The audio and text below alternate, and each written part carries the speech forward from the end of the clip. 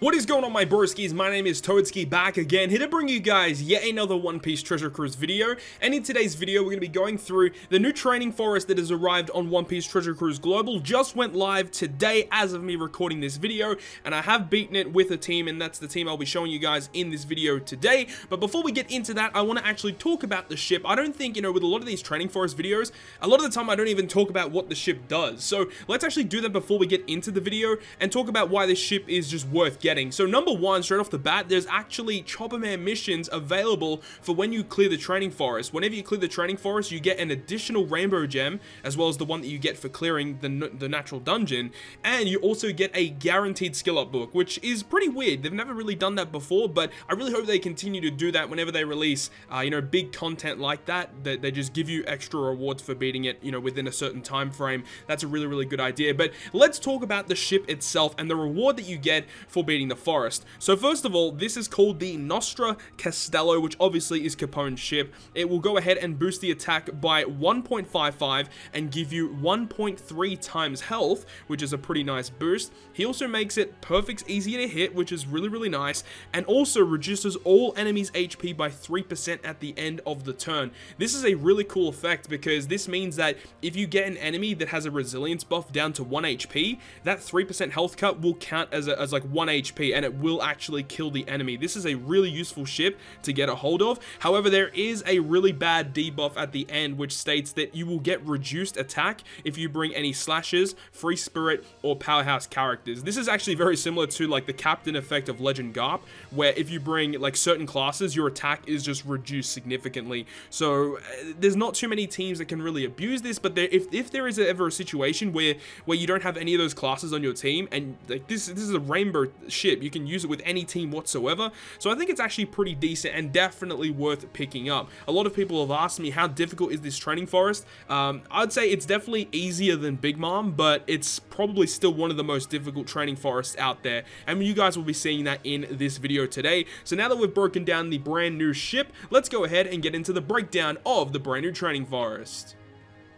So we are going to be skipping all of the first 11 stages and start off with stage 12 in this video, because obviously all of the stages prior to are very straightforward. So with Jinbei, he has just about 2.5 million health, and basically if you don't kill him in one turn or you don't reduce the damage, you're pretty much going to die. He does a lot of damage on the first turn of attacks, so you definitely want to either kill him, as I said, or delay him, or reduce the damage that you would take. And then on the third turn, he will apply damage reduction to himself as well, so definitely kill him before that. And then on stage 13, we have Sanji and Pudding. You can see their health values on the left-hand side of the screen. They actually have a preemptive where your crew members will get 2 turns of special bind, and they give you a full board of either block or tandem orb. So definitely having good orb manipulation here is quite key, because if Sanji attacks you on that first turn, he will blow away 2 crew members for 5 turns. So you definitely want to make sure that that does not happen. And Pudding will go ahead and give 2 crew members 5 turns of bind every 2 to 3 turns. I'm not really too certain. I think it might be every time she attacks and then every 2 turns afterwards. But yeah, she will continuously bind your crew members for 5 turns, and she will continuously do that. And then if you use any type of special that unbinds your characters, she actually like rebinds the characters back. So ideally what you want to be doing here is kill her once you are on a 1 turn cooldown for your bind, so that you can get around it.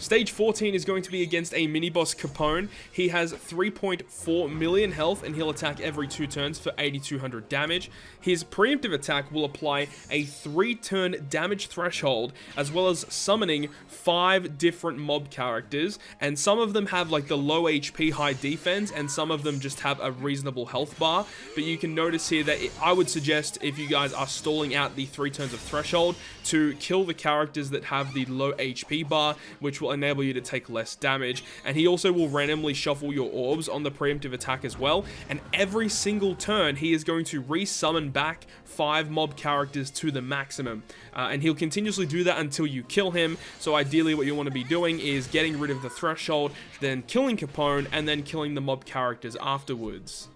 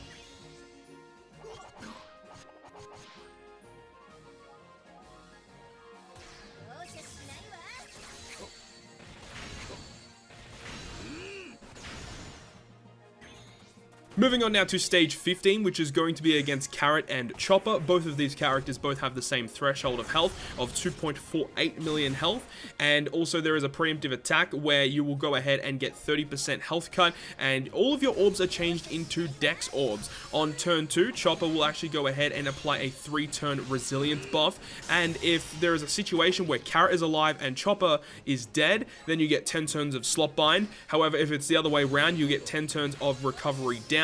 And then also the fact that if Chopper's health is below 30%, he will fully heal the enemy's health. And there is an interrupt here as well, where if you use any effect that manipulates your orbs, then your captain effect will be despaired for 12 turns. So yeah, definitely do not bring any characters or use any characters here that manipulate your orbs.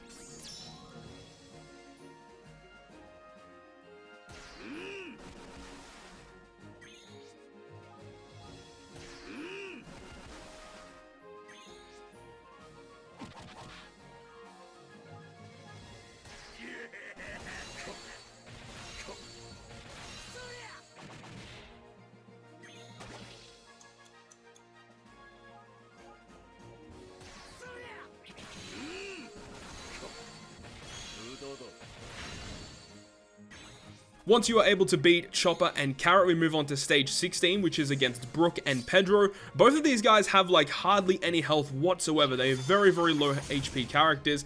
However, they have really annoying effects. There is a preemptive where you get a 60% health cut. You get 99 turns of a 1.1 times chain lock. Also, you are targeted against Pedro for 99 turns, and he has a 5-hit perfect barrier. So ideally, if you have barrier penetration like what I do in this example here, it definitely helps out a lot. However, what you want to be doing is to kill Pedro, but leave Brooke alive if you can, because what will happen is if Brooke is alive and Pedro is dead, he removes your chain lock, he gives you a little bit of health back, and then he buffs his own attack. And at that stage, that will enable you to kill Brooke, and that's the best way to take on this stage, so you get that 1.1 times chain lock removed from your crew. The stage after that is going to be against Peckham's and Tamago. Peckham's has 2.6 million health, whereas Tamago has just about 2.5 million health. And there's a preemptive attack where you'll get a random slot shuffle, and also recovery orbs are going to be treated as beneficial for 99 turns on your crew. Now, I believe that because that actually happens, that means that if you have any other sort of special ability that gives you matching orbs or treats orbs as beneficial, that won't work on this stage unless if you use it on the turn prior, so that you basically disable the effect that Tamago gives you. Also, every 3 turns, Peckham's will apply a 10-turn special rewind to your crew, and every 3 turns, instead of Peckham's, if it's Tamago, if he is alive, he'll apply 7 turns of ship bind to your crew. Do not want to deal with any of those, so you want to get through this stage within 3 turns.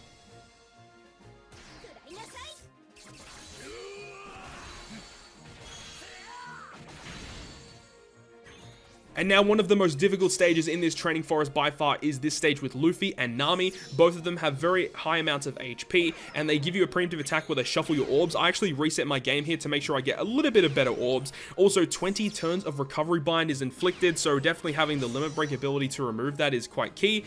And then if you have any cerebral characters on your crew, they get 5 turns of special cooldown, but if you have any driven characters, they get 5 turns of special rewind. So driven characters get nerfed here. Also, both of these characters have a great barrier, a 1-tap great barrier, and if Luffy is alive and if Nami is alive, they will do special effects after the first turn. Nami gives you 10 turns of paralysis, and Luffy will blow away 2 random characters for 5 turns, and if you kill Luffy, he does a massive death hit damage of like 45,000 or more, so definitely having a way to reduce that damage is very, very key.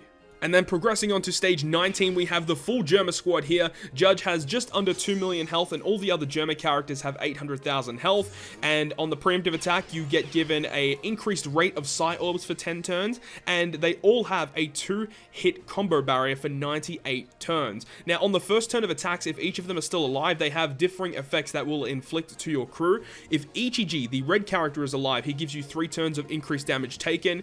If Niji is alive, he applies a 5-turn paralysis, and if Yonji is alive, he applies 5 turns of special bind. Now, if any of the characters have reduced health, Reiju actually will go ahead and apply 200,000 recovery to the enemies, which is pretty annoying to deal with. And after the 3rd turn, if Judge is still alive, he will apply an enemy attack up. I'm not really too sure how many turns or how much of a magnifier that attack up is, but it is stated that he will actually do that.